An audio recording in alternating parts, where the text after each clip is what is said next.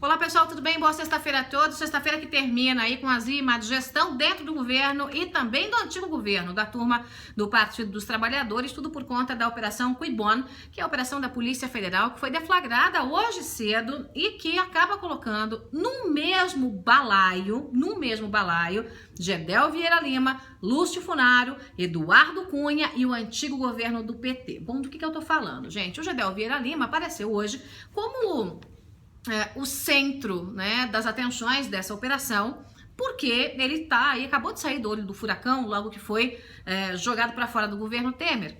Apresentou uma carta de demissão, mas tudo ensaiado, né? Ele foi demitido do governo Temer, depois que foi pego aí com a boca na botija, que foi denunciado por Marcelo Calero, que foi ministro da Cultura, que pediu demissão, dizendo que se demitiu porque o Gedel Vieira Lima deu uma carteirada em cima dele para que ele liberasse uma obra lá em Salvador, um prédio com apartamentos milionários, que,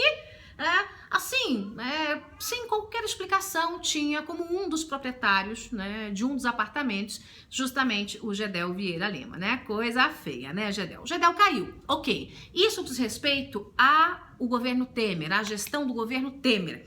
A operação de hoje é de qual gestão? Da gestão do governo do PT, do governo Dilma, né? Então, sai da esfera do governo Temer e entra no governo Dilma, pra gente ver que a gente quer, né, tá todo mundo junto e misturado, é uma coisa absurda, né?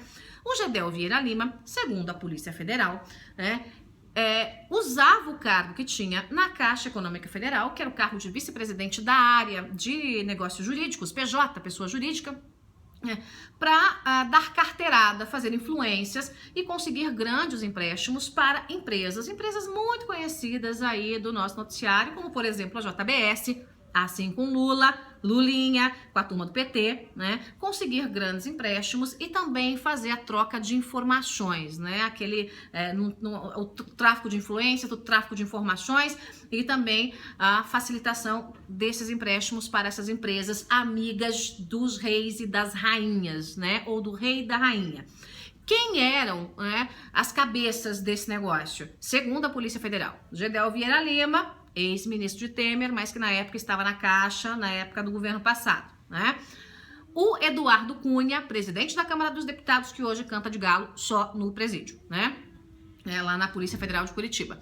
E também o Lúcio Funaro. Lúcio Funaro, né, tinha uma empresa ligada ao nome dele e por essa empresa milhões e milhões de reais passaram por ali. Lúcio Funaro hoje é apontado como o grande operador dos esquemas de Eduardo Cunha, operador financeiro dos esquemas de Eduardo Cunha. O que pouca gente se lembra é que Lúcio Funaro foi o operador do PT, de Lula à época do mensalão, e continuou negociando com Lula durante muito tempo, até enquanto esteve aí leve, livre e solto.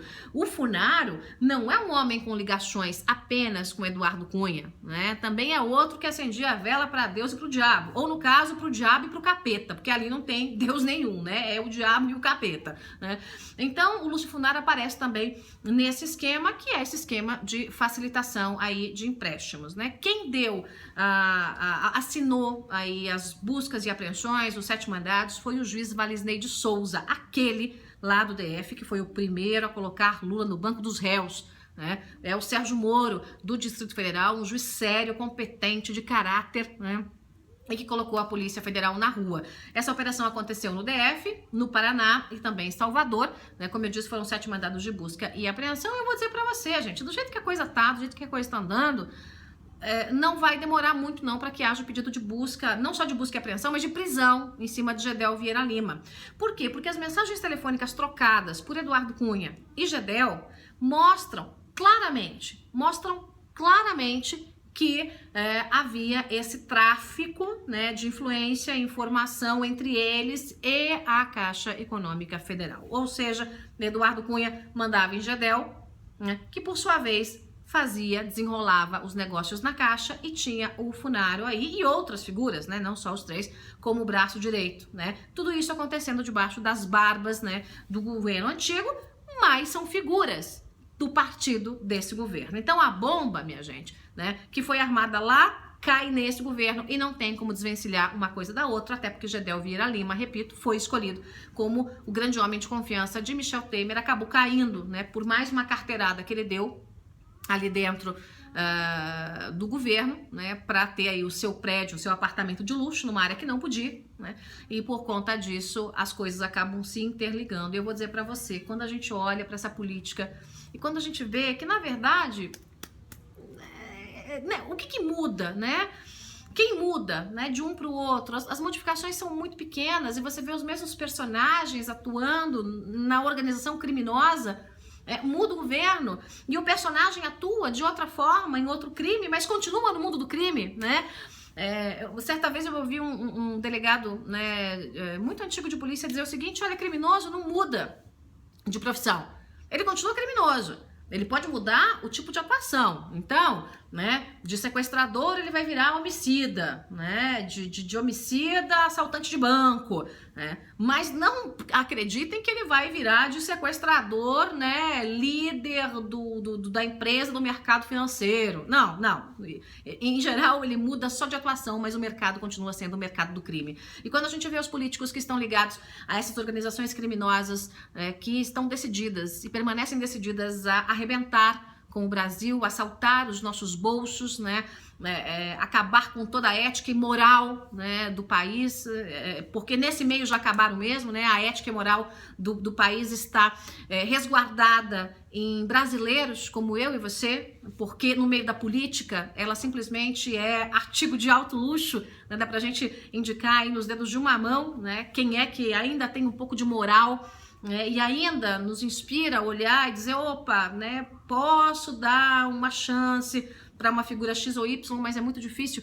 Então a nossa política virou essa podridão toda e eles mudam a atuação, mas continuam no mundo do crime, da política do crime de colarinho branco.